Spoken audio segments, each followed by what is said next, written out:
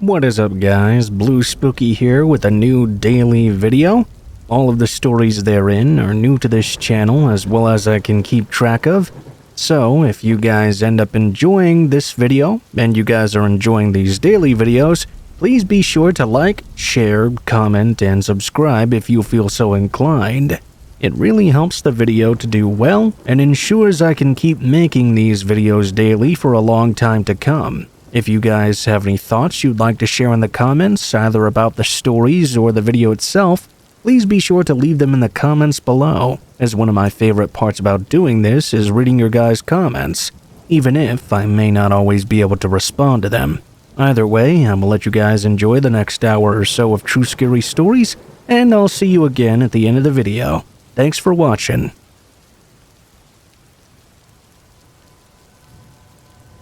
I think my mom must have been bullied or something when she was growing up. I mean, she never really told me as much, but for some reason, she had an awful lot of empathy for one kid in my class that was bullied. Although I didn't even really like him that much, she pretty much forced me to hang out with this guy. His name was Colin, and she made me do it all the time. He didn't really have any friends, so she kinda took it upon herself to force me to be one. She even once made me sleep over at his house. Colin was just kinda weird. He talked to himself a lot and answered himself as well. It made us all think he must be really crazy or something. My other friends gave me a ton of grief for hanging out with him, but what could I do really? I always did what my mom asked of me, even if it wasn't something I really cared to do. When Colin asked me to sleep over at his place, I was unfortunate enough to have my mom in the same room as us. She overheard and answered for me right away. So here I was, losing an entire Saturday night, sleeping over at this weird kid's house. Colin's parents were a bit odd too. They must have known how few friends he had, because they seemed super appreciative I was even hanging out with them at all. They kept on thanking me and offering me anything I wanted to eat. They even let me choose what to watch on television. They just kinda did whatever they could to show me how much they appreciated I was his friend, which meant they probably didn't know he was simply a charity case. When we went to bed, I noticed that Colin had bunk beds. However, rather than take the top bunk, he instead chose to sleep on the floor. When I asked him why, he told me this: "I always have to save the top bunk for the other Colin." When I asked him what he was talking about, he just shrugged and ignored me. He curled up in a sleeping bag and went right to sleep. Well, I'm not really sure how I could possibly fall asleep after hearing that, but eventually I did manage to. I woke up though sometime in the middle of the night when I heard some ominous whispering. Without raising out of bed, I opened my eyes and looked over at Colin. He was sitting up in his sleeping bag, rocking back and forth. While he rocked, he kept on whispering unintelligible things. I was used to knowing that this kid talked to himself all the time, but this was so much creepier. He just kept on whispering, all while dramatically swaying forwards and backwards on the floor. My God, I thought to myself, something really is wrong with this guy. I closed my eyes and tried to make myself fall back asleep. Somehow I managed to once again. The next time I woke up though, it was unclear at first as to what had woken me up. It was still dark when I opened my eyes, but I almost jumped out of my skin. Colin was sitting right at the edge of the bed, staring over me with a huge smile on his face. I asked him what was wrong, but he wouldn't answer me. He just sat there and continued to stare. He didn't even blink a single time. I kept asking him if something was wrong, but he just smiled and didn't seem to have any clue I was trying to interact with him. I closed my eyes and prayed this was just a dream. While I laid there, I honestly felt this kid was some sort of psychotic or something. I didn't really know what I could do. If I told his parents I wanted to go home, well, what could I tell them that would convince them to let me? My mom, of course, would also be pissed at me for not spending the entire night. With how she acted, you can of course imagine that she wouldn't believe a single thing I told her. She'd just think I was prejudging the poor kid like everyone else did. I closed my eyes for a long time, trying to ignore everything and imagine it was just a dream. If I ever did fall back asleep, it surely wasn't a restful one, although I can't remember doing so. What caused me to finally open my eyes once again, though, was a kicking sound on the top bunk. I thought to myself that Colin must have climbed up on top because this other Colin he had mentioned made him. I heard 10 kicks before I started to get annoyed. I opened my eyes and shouted for him to stop. "Stop what?" Colin groggily asked me. I froze when I noticed the voice was coming from the floor. I looked over and saw Colin was sleeping in a sleeping bag. I immediately jumped out of the bed, almost like how someone would jump away from a spider or something. I didn't see anyone on the top bunk though. Colin shook his head and he seemed to immediately understand. "Oh, just go back to bed. I think he'll leave you alone now." I didn't want to get back in that bed. I chose to sleep on the floor far away from everything. I tried to get Colin to talk about what that was, but he just fell asleep and refused to talk to me. I couldn't fall asleep at all though. I laid there all night, looking at the top bunk and wondering what just happened. I can't claim that my memory of what happened that night is perfect though. There's a possibility that Colin's weird behavior before simply made me imagine the sounds. I don't really know, but I can sure as hell tell you that I stopped hanging out with Colin, even though my mom did get really pissed with me.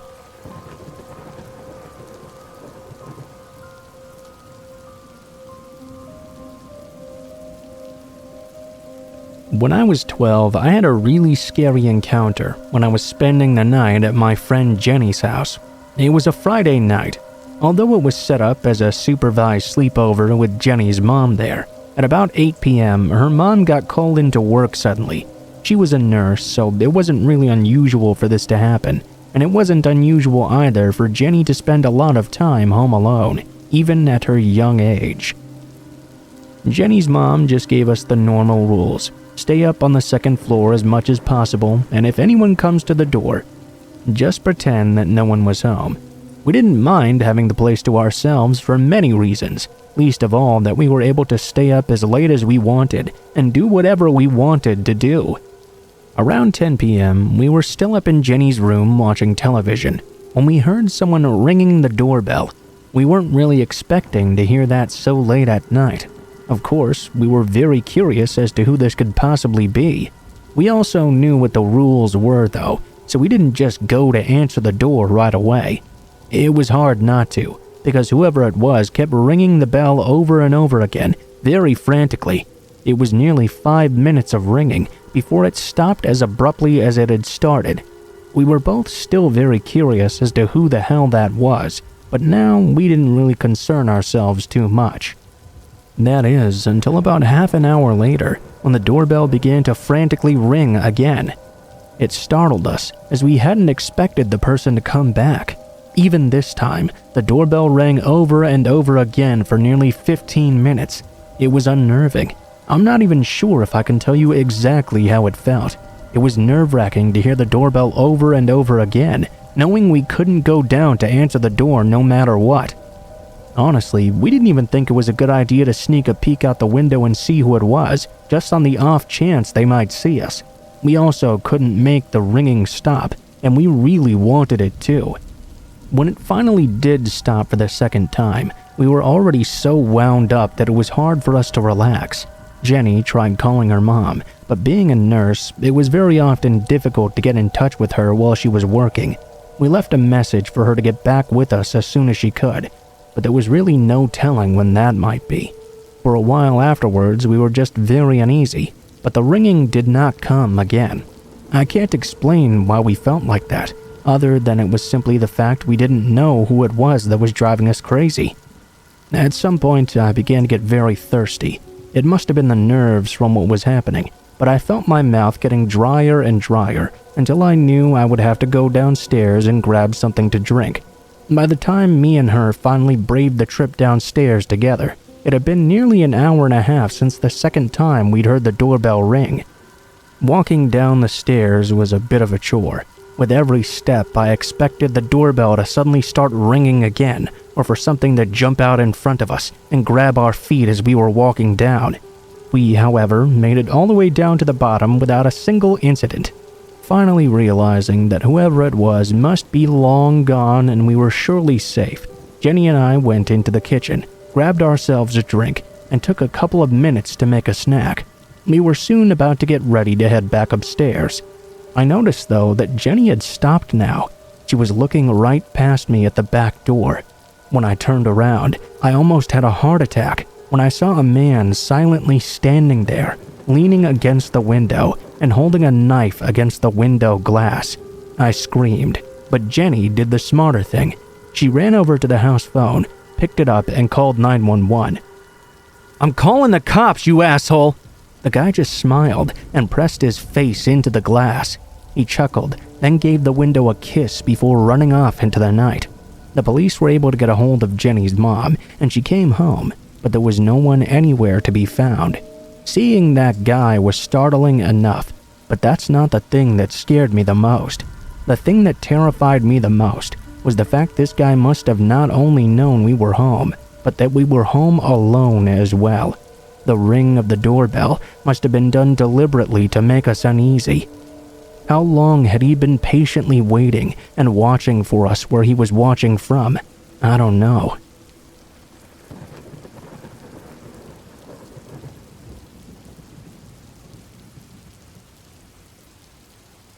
I was stalked by a guest in my student accommodation. I'm 19 years old and living far from home in a studio room. I'm often up late, and last week I was doing some laundry at around 11 p.m.-ish. I saw a man sitting in the lobby. I'd seen him around a bit at night before, but I didn't really ever think too much of him. There I was in the laundry room. I just put my clothes in the dryer, and I heard the laundry room door beeping. That meant someone was currently coming in. There I saw the man, standing there with no clothes to wash, just staring at me from the doorway. I maneuvered around him and headed to the lifts, and he followed quickly behind me. He cornered me and asked me for my Snapchat. I was tired and just wanted to get back to my room, so stupidly, I gave it to him. I figured he'd message and try to flirt, and I'd simply say, "I have a boyfriend. Sorry if you thought this was anything else." Surely that would be the end of it. Anyway, almost right away he started messaging me. It was kind of normal at first. Then he started to say the real weird stuff. "I saw you a month ago, you know. I was really impressed. I've been visiting a friend and staying here so I can see you. I've been watching you. I notice you come out mostly at night. Why is that?" He told me he would be sticking around for 5 more days. Then it started to get worse. "I love you. I can't help it." When I told him I had a boyfriend, he said, "But I only want you." He continued to ignore what I'd said. He asked to come to my room, and I of course said no. Then he asked me to give him a hug. He asked me if I lived alone, if I was a virgin. He kept on repeating that he loved me so much, and he knew I was perfect for him, that I'd really impressed him. At that point, I recorded all the messages I could on Snapchat. I spoke to him a little bit more to gather some evidence so I could take it down to reception in the morning. He'd been watching me for the entire month. I got my friend who lives on the second floor to walk me down to the laundry room, and we sat in the student lounge area. My friend tried to calm me down. I could see him walking around the laundry room, looking for me, but luckily I'd already picked up my things, and he didn't seem to notice me. I ran back to my room. My friend offered me to stay in his room, but I said it was okay since I could just lock my door. At around 1 a.m. though, I heard someone outside my room trying to pick the lock. I asked my friend if he was outside, and he said no. I froze. I didn't want to make a sound. I felt sick to my stomach and helpless. Eventually, when they were unsuccessful, whoever it was took off running. In the morning, I reported this to reception and then went to stay a few days with my boyfriend. Then after, I went to London to visit a friend. Last night was the first time I'd spent a night in my room since this happened. I'm very paranoid now, and sadly, I should probably be used to this. It's not the first time I've had someone stalk me. One guy even followed me into the club and tried to grab my head, and a bunch of other things have happened as well that I won't go through. Anyway, I'm terrified to go outside my room after dark, and I'm constantly looking over my shoulder, feeling paranoid that man will appear once again.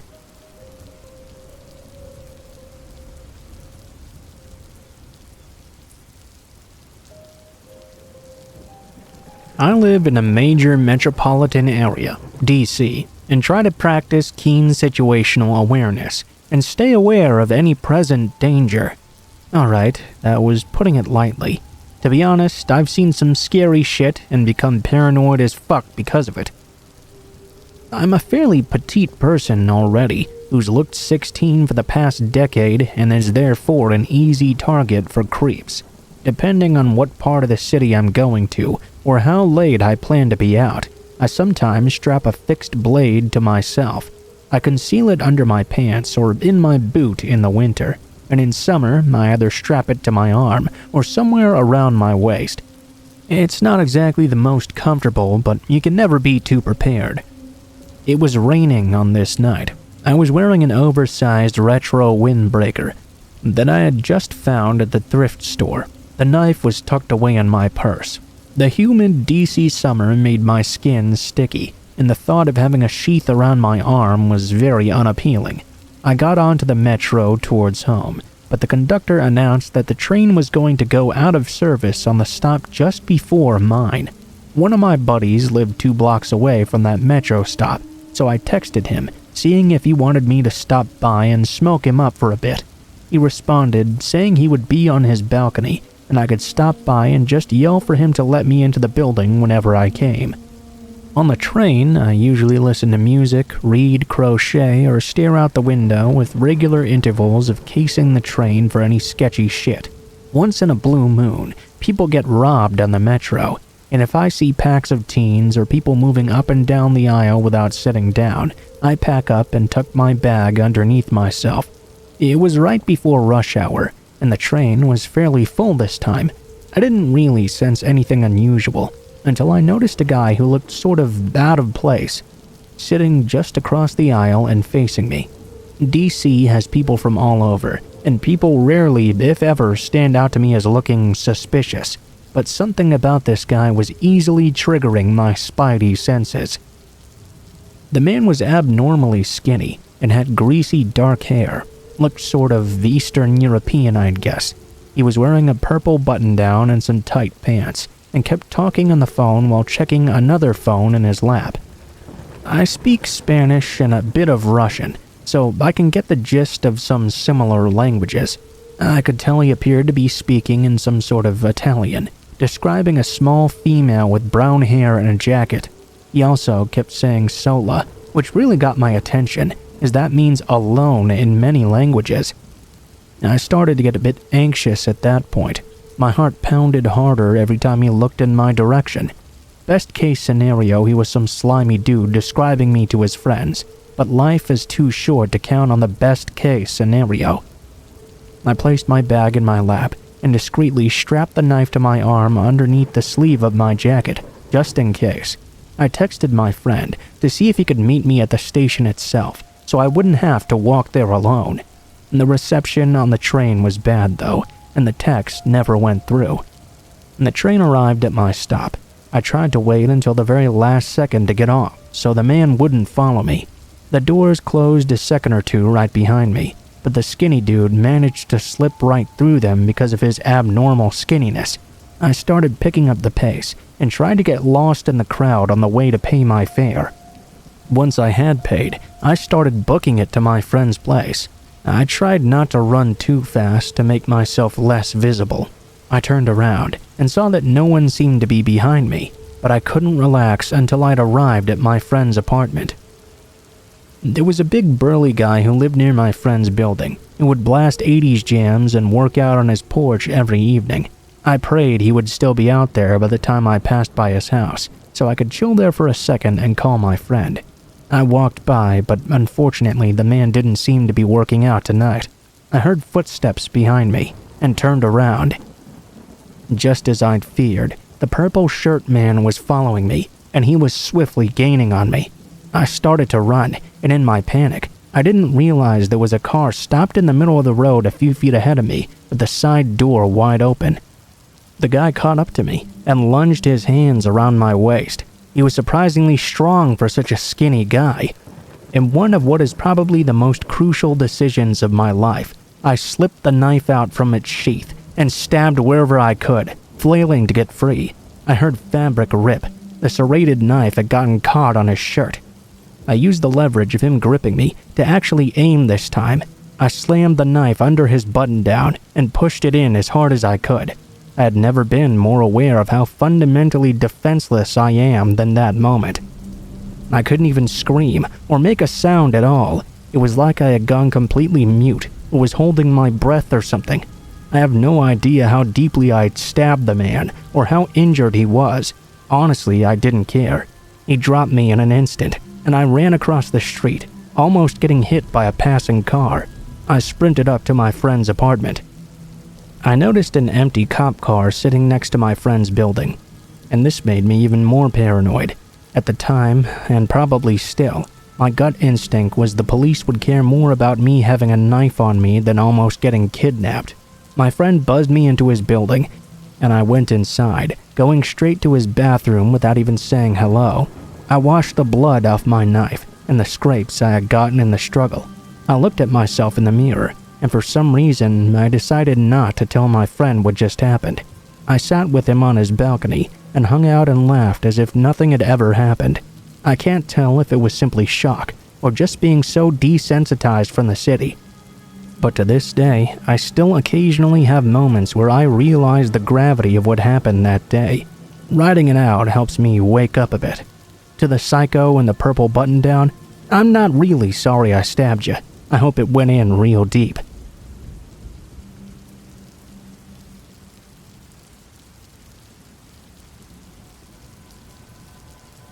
I always walk around in the dark. I prefer it, actually.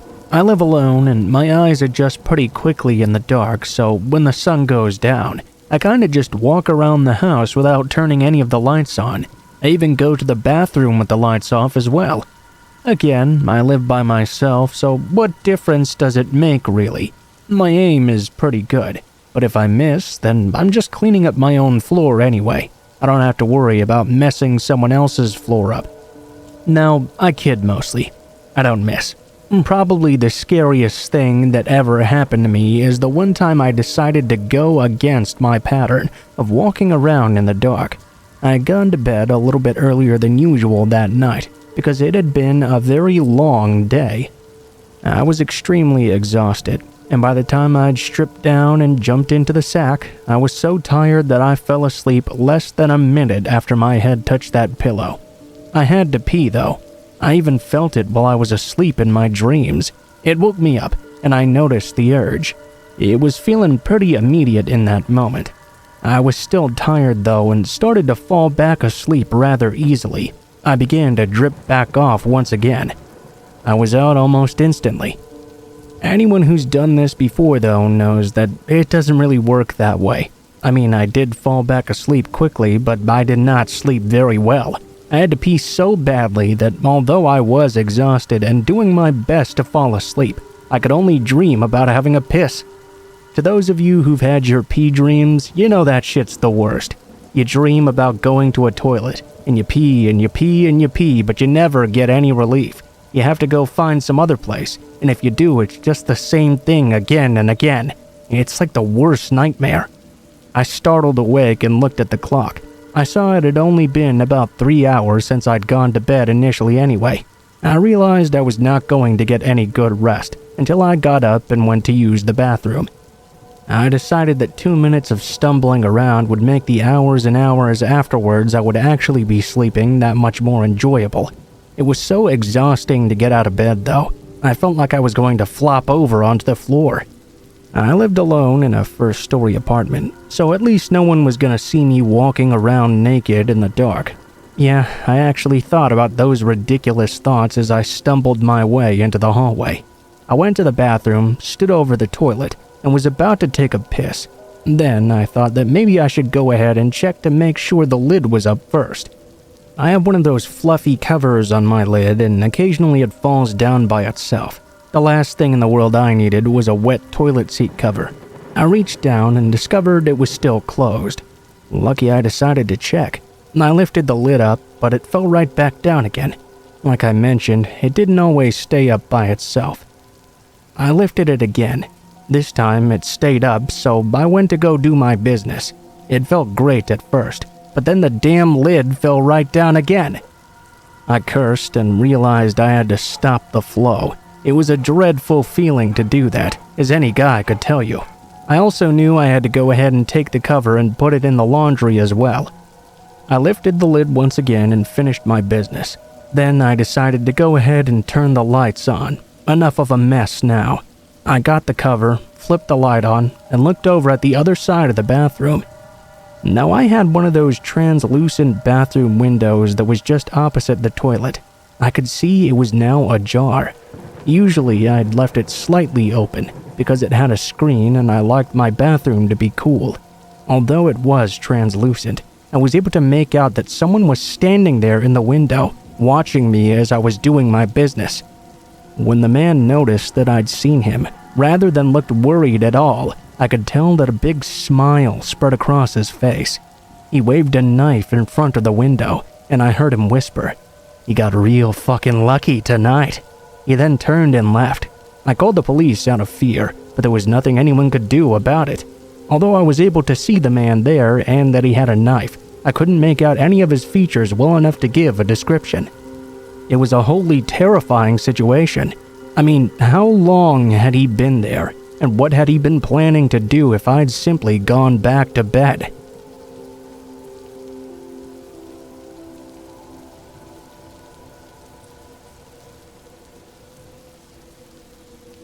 I work for one of Australia's biggest telecommunication companies in their operational security department. My team is unlike all of the others in that we work out of a special restricted site since we handle some very sensitive data. Every morning, I have to drive through a security gate and have my pass vetted by one of the two guards. I park in the nearly empty lot and then pass through several more security doors to get by another guard before I even make it to the damn stairs. The buildings on the site were built in the 70s and 80s, and as far as I can tell, they haven't been updated at all. The lights are all old fluorescent tubes with ancient air conditioning ducts spewing dust out onto our heads. The only lift is a cranky fire hazard that grumbles its way up and down the cables. Luckily, my team is on the first floor, so it's not too stressful to climb one flight of stairs. The bathrooms are especially disturbing, as you can probably imagine. Despite the company's best efforts to be inclusive in its hiring practices, there are very few women working there. The men's toilets on the floor are large and have been recently renovated, but the few women have been relegated to an ancient room beside the photocopiers. Accessing that bathroom is particularly strange in the fact that you have to pass through two lockable doors first, the inner of which swings outward and the outer of which swings inward. It traps you in between for a few seconds, kind of. The space is so small, you have to close one in order to even open the other, and there are no lights at all in that tiny space. Each of the doors does have a narrow window in it, with the type of glass that makes figures look as though they've been blurred. On this particular day, I was working rather late. There had been a minor security incident.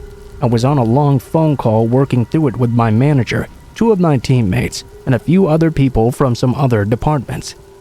It was heading for winter around that time, so it was getting dark pretty early. The sun had already set by the time the incident was solved. I needed to finish up a few work emails, so I stayed seated at my desk as my teammates packed up and left. Needless to say, I was now alone on the floor. I finished up my emails and spent some time cleaning up my inbox. You'd be surprised how quickly unread emails pile up after a long time. It's always bugged me to have too many. Those two doors I mentioned earlier, leading to the women's toilets, had a very specific squeak, always followed by the heavy clunk of a door hitting the frame too hard. It surprised me then that I heard one of them, and then the other opening and closing shortly after. It was rare to hear those doors even during the daylight, but right then I was pretty sure I was all alone. Surely I was the only woman. I waited, breathless, for any sound. I turned my chair around slowly and watched the outer door, clearly visible over the top of the cubicle walls, waiting for it to open once more. It stayed mute and motionless, but I couldn't bring myself to either turn around and resume working or get up and go investigate. While I was occupied watching that door that would not move, I heard the distinct tapping of feet coming down the stairs from one of the upper floors. I assumed it must be someone else going home. I ignored it and continued to focus on the silent door. The footsteps on the stairs paused halfway down. I spun around subtly to glance at whoever was standing there on the stairs, only to discover that no one seemed to be there either. At this point, I was ready to nope the fuck out of there, when suddenly there was a third sound. There's a large plastered dividing wall down the middle of the building. There was a walkway that punched through approximately halfway along. I sat with that walkway to my direct left and my back to the main aisle between the cubicles. As I stared at the stairs trying to figure out what was going on, through the plaster walkway, I could hear a distant whistling tune. It was so out of place on this silent floor that despite the cheerfulness of the sound, my blood chilled. The whistling got closer, heading for the gap in the plaster wall. My heart hammered against my ribs. My mouth went dry, and tears formed as whoever this was made their way towards me. The bathroom doors banged once more, first one and then the other. I stood up with a yelp and knocked over my chair, turning to look at the loud doors. My legs were shaking as I stood in the middle of this empty floor and waited to see what was going to happen. It even felt like the smell of the place had changed. Just when I thought it couldn't get any worse, the lights in my row flickered above me. The bathroom door smashed again. I collapsed onto the floor, skidding across the old carpeting to shelter under my desk in the darkness. Clutching my knees, I closed my eyes. The distant whistling picked up once more, and an equally distant phone started to ring. Someone thundered up and down the stairs, and the whistling started getting closer and closer. It remained cheery and unperturbed, despite the level of noise coming out of the stairs and the banging of those bathroom doors. I huddled further under my desk as the cheerful noise passed by. Whoever this was stopped right next to me, and I held my breath. All of a sudden, the lights came back on in full force. The bathroom doors stopped shaking, and the stairs were once again apparently unoccupied. It took me almost 10 minutes to brave crawling out from under my desk. Still shaky, I righted my chair and sat down to shut my computer off. As I calmed down, I tried to rationalize what had happened. I don't know, maybe wind created the whistling noise, or maybe the ancient wiring caused the lights to flicker on and off. I packed my laptop and headed downstairs cautiously. I said goodnight to the guard at the front desk. He looked up from the poor quality TV screens with a friendly smile and said, "You guys are always up working so late. At least you're not the last one to leave tonight." Frowning, I wandered over and looked at the CCTV screens. I gasped. It seemed standing there unmoving in the middle of the first floor landing was a figure in the dark. The screen flicked automatically to another view. After about 10 seconds or so, it flicked back to the first camera, and the figure had disappeared. As I watched further, I couldn't find any sign of them. The guard frowned with obvious confusion. That's odd. If somebody's up there, then the light should be on, I think. I don't know what was going on that night, but I sure as hell don't want to find out.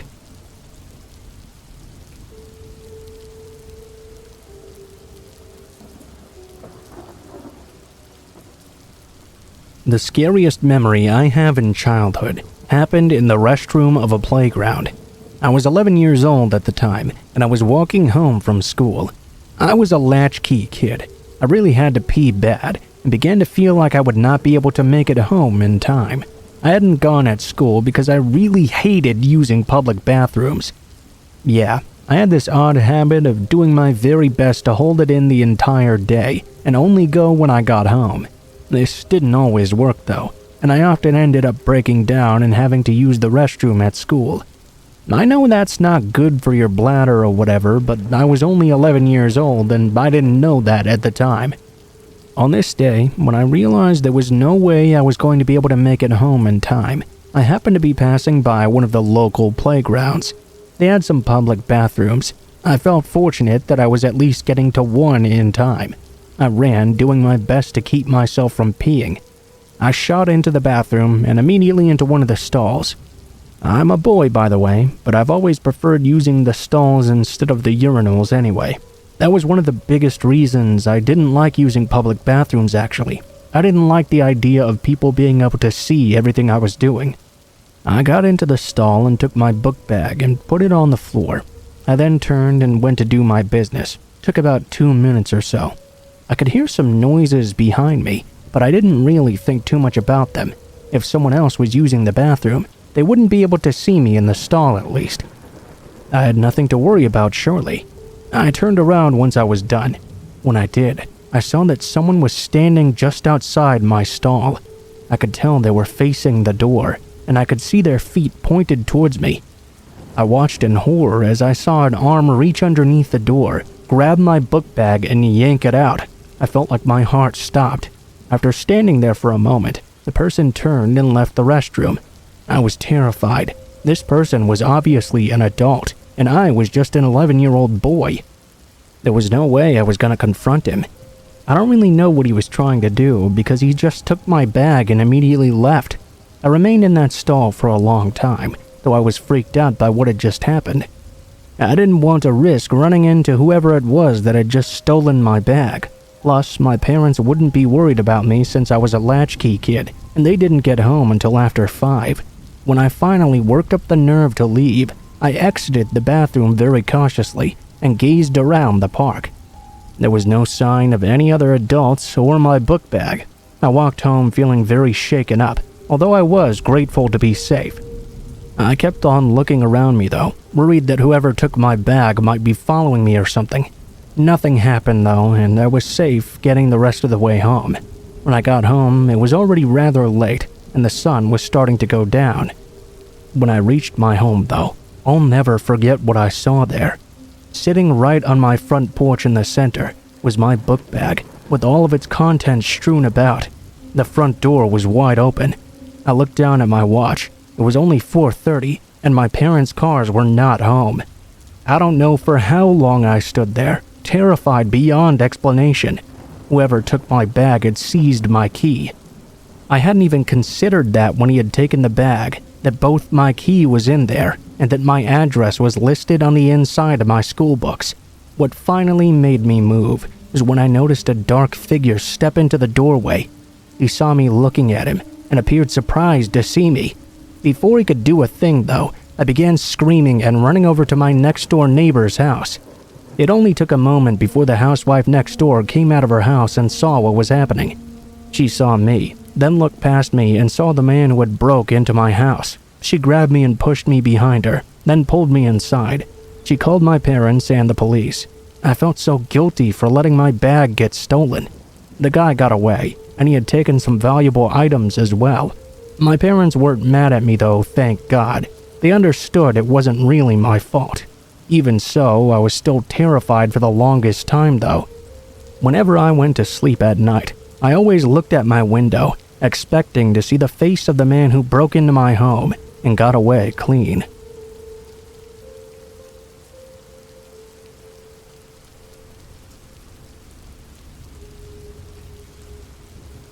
I moved to South Korea for university when I turned 18 years old. I'm 21 now, so this happened over 2 years ago now. Whilst there's definitely been unwanted attention from some guys in the past, most of them get the message that I'm not interested eventually. This, however, was a little bit more unsettling. The university I go to has an institute for language, which is where all of my classes were at the time. It's pretty common knowledge that most foreigners in this part of Korea would know of or study at this institute.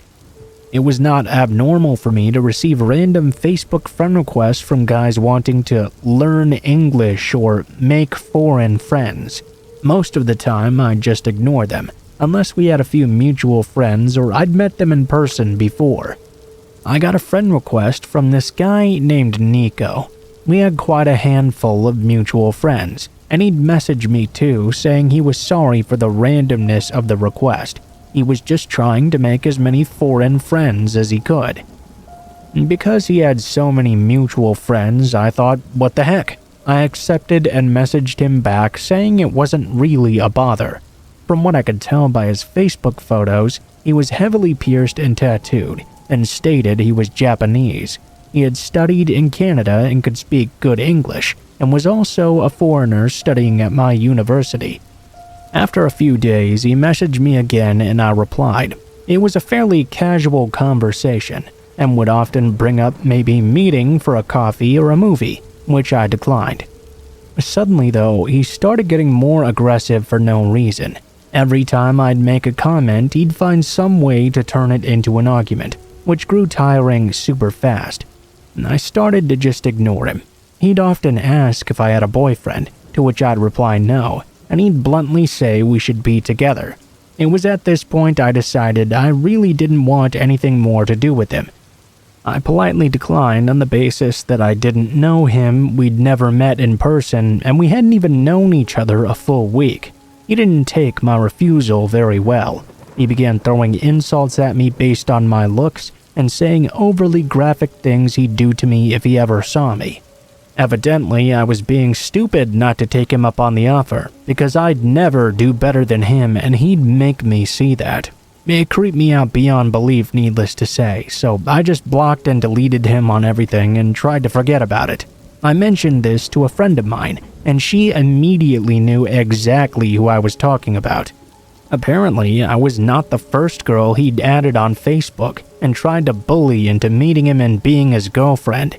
After asking around with a few more of my friends who were listed as those mutual friends on Facebook, they all described pretty much the exact same situations involving this guy. One girl even told me she'd given him the benefit of the doubt and met up with him. It turned out he didn't even go to our university. He lived over an hour away and would travel there daily to watch and obsess over which girl he would find on Facebook next. He also told her he was born in America and had never even been to Japan, so who knows how much of what he said to anyone was actually true. I felt a bit freaked out by this, but I tried not to let it bother me. After all, I'd never actually seen him around, and I'd blocked him, so what more could happen? That was until about a week or two later. I received a message from him on Facebook from a different account, saying how he'd seen me that day at school. This shook me up a lot, since I hadn't even considered that he might actually be watching me in person. I ignored the message and blocked that account too. A few days later, I got numerous messages, all from different accounts claiming to be Nico's friends. They were saying how he'd had his account hacked. Could I please unblock him so he could just explain everything and we could talk it over? I ignored all of these messages too. I just kept receiving more and more though, all of which I'm pretty sure were just Nico himself trying to reach out to get my attention. The more I ignored them, the more violent and aggressive the messages became. I could tell that most of the time when he said he'd seen me, he was lying. He'd say things like, "I saw you at the library today, you fucking slut. You're a fucking four-eyed slut who can't get laid," and other messages to that extent.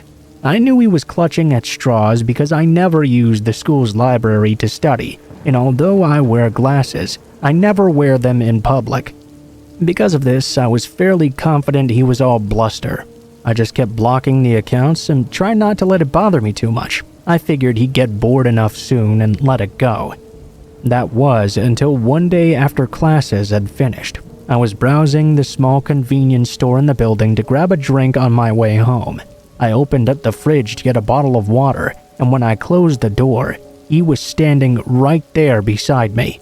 He didn't say anything, he just stared daggers at me. I hadn't ever seen him in person before. I'd never agreed to meet him, but I knew straight away this was him. Obviously, I freaked out. I dropped the bottle in place and sprinted out of the store. I didn't walk straight home because I was afraid he'd follow me and find out where I lived. Instead, I went back into school and stayed around areas where there were lots of people until a friend of mine came to meet me. After that, I'd see him all the time when I'd leave class. He'd just be standing there, doing nothing in particular, watching people as they walked past. Then he'd stare at me intently. I made sure to always be with friends when I went to and from class from then on, and didn't go anywhere alone for a while. After a week or so though, the messages suddenly stopped, and I didn't ever see him again. The last time I heard from him was about a year ago, when he messaged me on yet a new Facebook account, asking if we could be friends again because he'd changed and it was all just a joke. Needless to say, I ignored that message, blocked that account too, and will not be taking up his offer on being friends.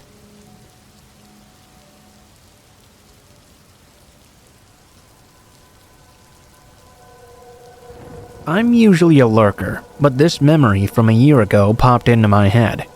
I wanted to share because I was so shocked in the moment. I realize now just how scary the situation was.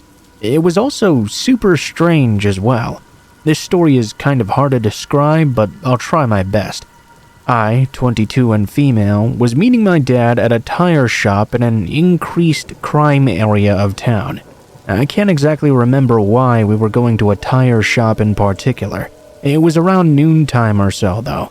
My dad brought his chihuahua with him, so I took her on a walk around the tire shop while he consulted with the mechanics.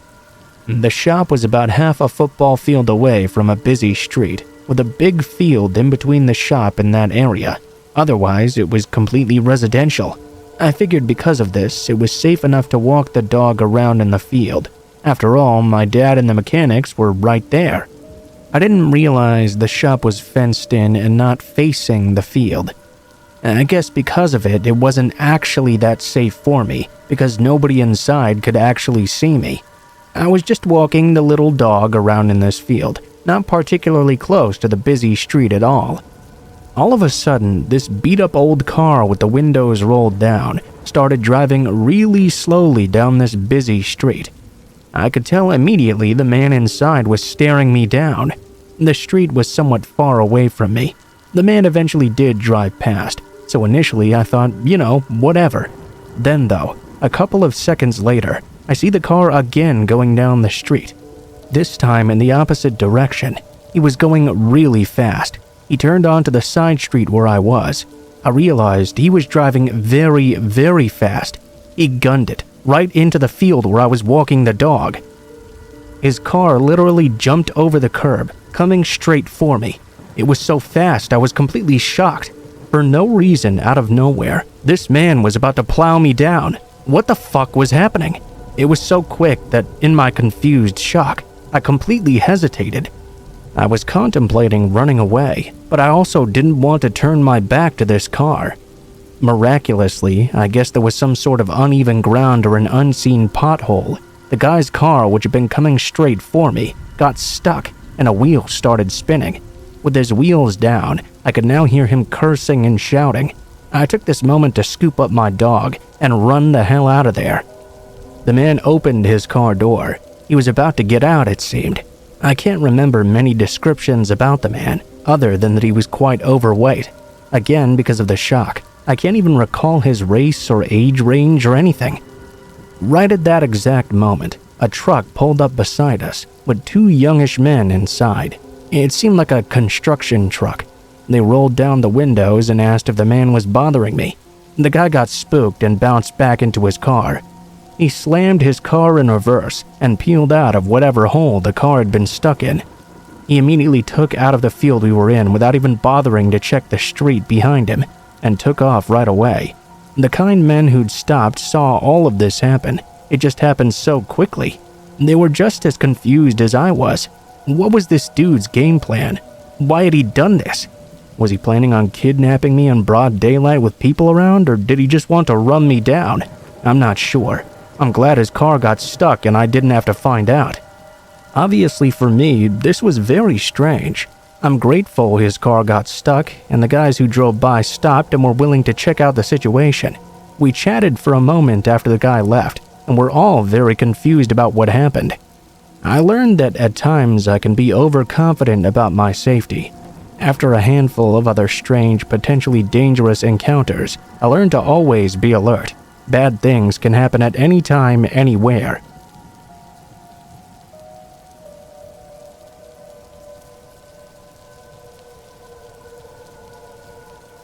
Every day I walk home from school with my friend. She only lives a little bit away from me, so our routes line up perfectly. At the start of the school year, we noticed there was a man who would usually be looking out at us from his window whenever we walked home from school. We of course found that a little bit weird, but ultimately we didn't think too much of it. A few months ago, after the heat of the summer died down a bit, he started to sit out on his porch every time we walked by instead. Usually he would simply smile at us. Sometimes I'd smile back, but usually I just ignored him. One day, as I was walking by his house, he happened to wave to me from where he was sitting. I stopped and waved back at him, and told him to have a nice afternoon as I walked past. It felt a little bit strange. Instead of replying, he just gave me this really weird look. Eventually, I forgot about the whole thing though. Once, when my mother was at work and I was alone at our house, I noticed the man walking past my house several times through my window. I felt very creeped out and uncomfortable. I considered talking to my parents about this just in case, but ultimately I convinced myself he wasn't doing anything wrong just walking by, so it didn't really matter. Yesterday, I walked home from school alone because I'd stayed behind with some other kids outside school for a few hours. We all had art club that day, and I didn't want to walk home just to have to come back fairly soon after. I had just bought myself a nice pair of wired headphones with money I'd been saving up for a long time since I don't have a job. I was playing them over one ear as I was walking home. On the walk home, there was a public lot with a stable on it that I liked to cut through to get into my yard as quick as I could, rather than walking around the property. Sometimes people like to hang around it to meet up, but there wasn't anyone on it that I could see this day. As I rounded a corner on those stables, suddenly someone grabbed the back of my shirt. From the way they were grabbing me, I could see a part of their hand. I jerked forward, and they grabbed the top part of my headphones. They wrapped the wire around the bottom part of my neck and started to pull it backward. It got stuck for a moment. I remember feeling like if I couldn't get away from this, something very bad was about to happen to me. They were pulling so hard the wire snapped off. I took off running as fast as I could while screaming. Because of the snapping wire, they let go of my shirt. I hopped the half-length fence to our property and ran as fast as I could out onto the sidewalk in front of my house. I was worried I would take too long on the lock if they decided to follow me.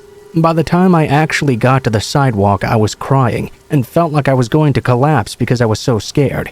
When I looked back over my shoulder, though, I couldn't see anyone there.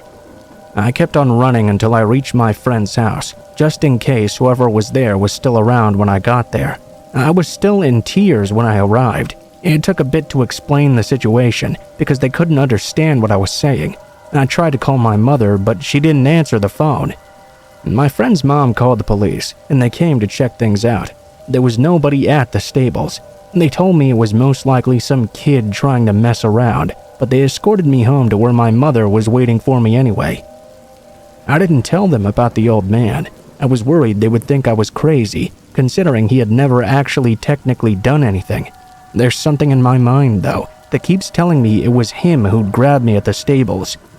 When I was walking home from school today, I brought a screwdriver with me just in case I needed to defend myself. I also had my friend with me too. My mother offered to pick me up from school, but I was worried that if I had shown how the encounter affected me, then the man might escalate things even more. I started to avoid the stables as well, and my friend made sure I made it to the door from then on. After that incident too, I didn't see the guy out on his porch or through the window, so I'm still not fully sure if it's him or not. I feel terrible that my headphones broke, but I can't help but wonder what would have happened if they didn't.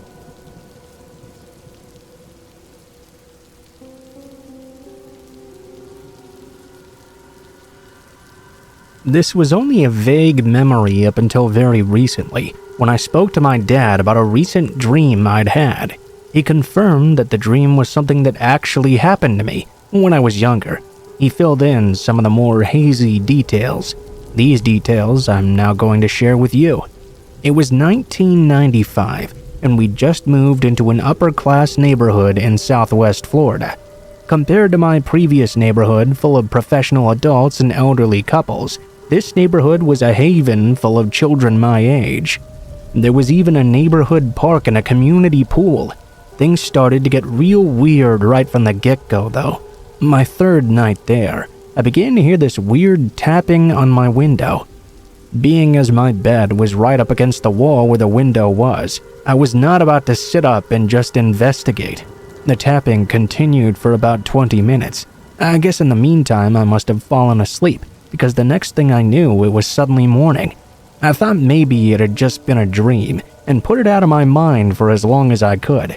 I got ready for school and went down to the bus stop, waiting with my sister who was 2 years older. Out of nowhere, this older man came up to the both of us and started to talk about how he wished his daughter was around on the weekdays so she could go to school with us and ride the bus. He then offered to drive us to school since the bus seemed to be taking so long. We knew better, of course, and politely declined the man. We felt much more relieved when the big yellow bus pulled up a few moments later. The man seemed visibly disappointed, but still maintained his smile and told us to have a great day. We decided not to tell our parents because we thought they would get mad at us for talking to someone we didn't know. That night, the creepiness reached a whole new level, though. I began to hear more tapping on the window, only now it was far more distinct and much stronger as well. I turned over, thinking my blinds would still be down. I realized in complete horror that they were now pulled 3/4 of the way up. I was face to face with that same creep from earlier as he just stared in at me through my window. A slight smirk crossed his face. He told me to unlock the window so I could come outside and play with him and his daughter. I'm on the spectrum myself. I've trusted people way too easily because of this, and I thought about how fun that might be. Disregarding the time, I said in full sincerity, "Let me go ask my mom first." His face turned immediately into a scowl I'll never forget. He started to slam on the window and demanded I open it immediately. At this point, my dad rushed into the room and turned on my light. He had heard part of my side of the conversation and pieced together what was going on. He made eye contact with the man for about 2 seconds before running outside to confront him. Unfortunately, he did not catch up with the guy, but he did call the police. It turns out the man did have a daughter that he lost custody of due to sexually assaulting her years ago. She did not live with him and had not done so in a long time. I don't remember what he was charged with, but I believe he spent some time in prison since he was already on the registry.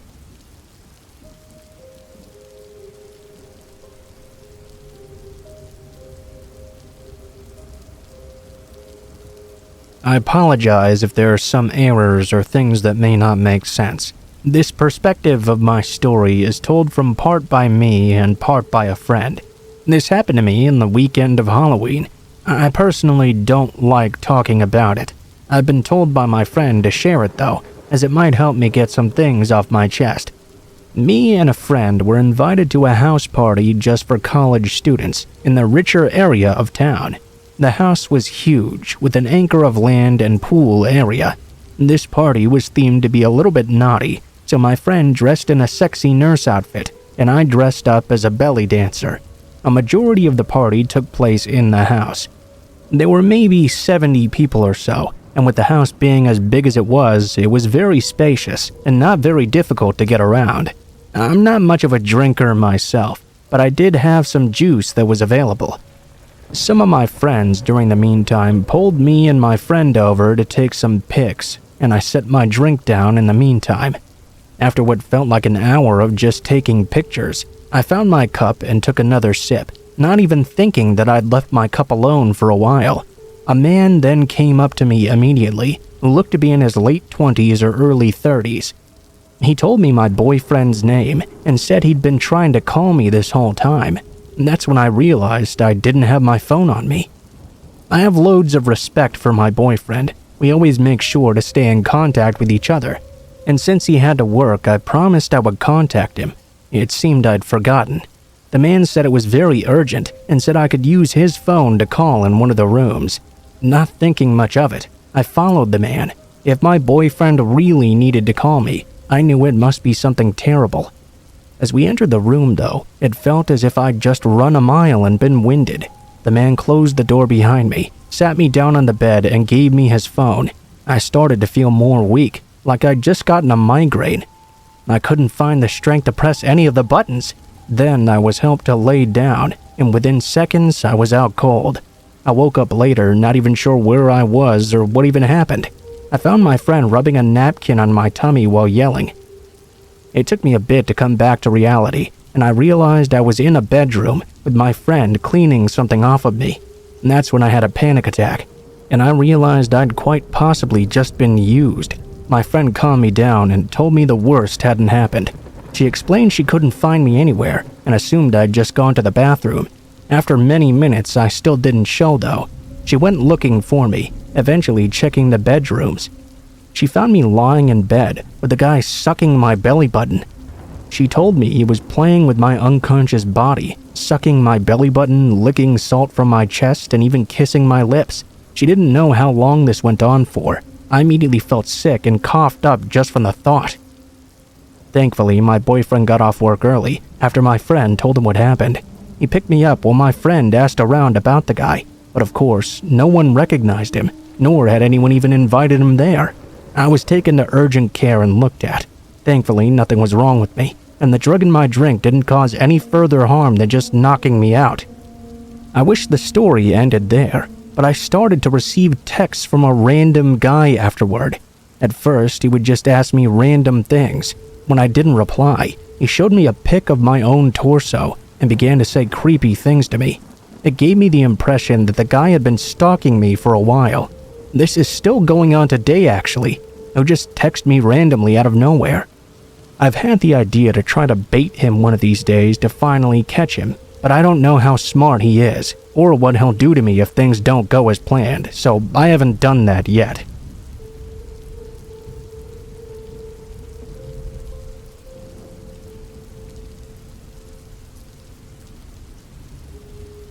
I grew up out in the wooded country in Illinois, on a short dead-end street 10 plus miles from town. There were 7 houses in the area, spread out on 2.5-acre wooded lots or larger each. There were no large wild animals, and people didn't meander there or show up lost ever. Actually, lost folks or large animals wandering around never happened once in the 20 years I lived there. Please keep that in mind. When I was a young girl in my early teens, I had a good guy friend a few years older than me who lived next door, Terry. Terry was allowed to go out with his friends much later than I was. He would sometimes tromp over to my yard after getting home late at night. He'd throw rocks from the gravel area outside at my window for me to come and chat with him. My bed was right next to that window. I'd open it up and we'd whisper stories and generally talk for a bit.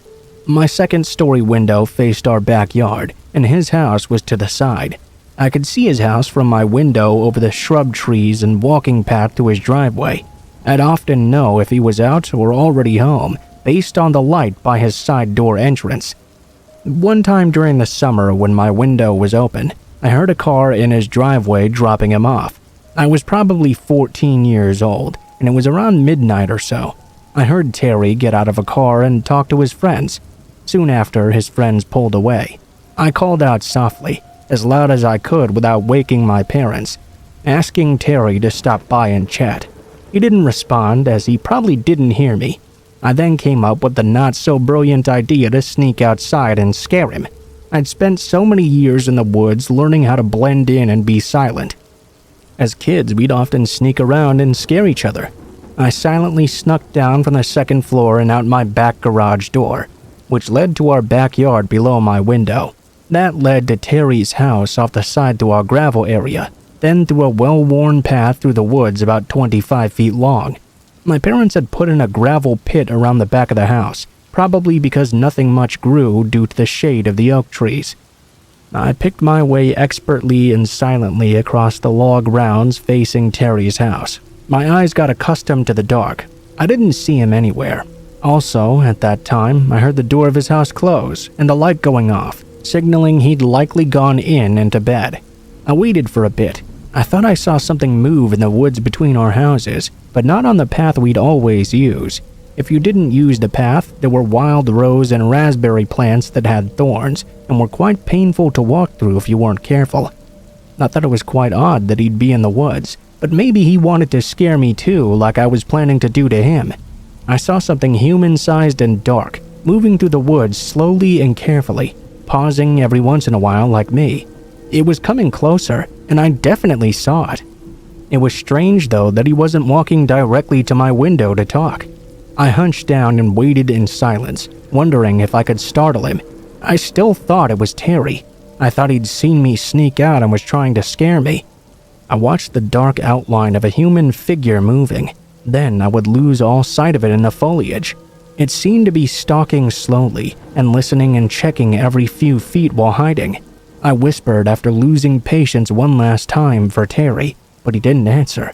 I got bored of hiding and crouching, so I quietly tiptoed back to my garage door and went back inside silently, locking up as I went.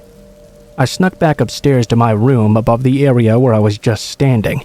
My window was open. I definitely heard someone walking around in the yard. I whispered again for Terry out my window, but got no answer. I then heard something fall and grunt pretty loudly in the window well right below my window. It wasn't enough to wake my parents, but definitely loud enough that I couldn't mistake it. It sent a shock of fear through me. If you aren't familiar with what a window well is, it's a semicircle-sized hole connected to the house, dug out about 3 or 4 feet deep and reinforced with metal. It allows a basement window to be put in below ground level, and the hole lets some natural light in. There's no way Terry would have fallen into our window well. We had been playing hide and seek and many outdoor games for years since we were young. Around the whole neighborhood, we knew every aspect of that area. The grunt sounded like a person. They pulled themselves out quickly. That's when I realized this was not a fun game. Someone was out there, and it was not Terry. I tried to look outside my window as best I could, but there was a screen to keep the bugs out. I couldn't lean my head out because of this to see next to the wall of our house directly below me. I heard the crunch of rocks as whoever it was stepping all over the noisy gravel. I pretty much sat there with my face pressed against the screen 2 stories up for half an hour. I never heard them leave. I grew too tired to stay awake though, and eventually passed out on my bed right next to the window. There were a few things I'm certain of. It was not Terry. I asked him later and he said he went to bed that night when he got home. I'm pretty sure it also wasn't one of our neighbors.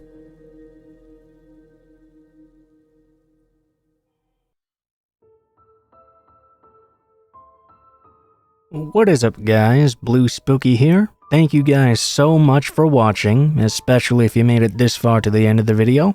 If you liked the video, please be sure to like, share, comment, and subscribe if you feel so inclined. If you have any feedback for me as well, be sure to leave that in comments below the video. If you guys have a story you'd like to send in, or if you'd like to contact me for any reasons, there will be links to my social media in the description below the video, including my Facebook, Gmail, and Twitter accounts. Go ahead and send me a message on any of those, and I'll try to get to you as soon as possible. If you do decide to send in a story, please be sure to include in the tagline what the name of the story is if it has one, what type of story it is if it has one, and how you'd like to be credited in the description below the video. Please make sure to include as much detail as you feel comfortable with and try to use as much proper grammar as possible to make sure you have the highest chance of appearing in a future video. Overall, I think that's pretty much it for now guys, so thank you so much for watching, and I hope you guys have a great day.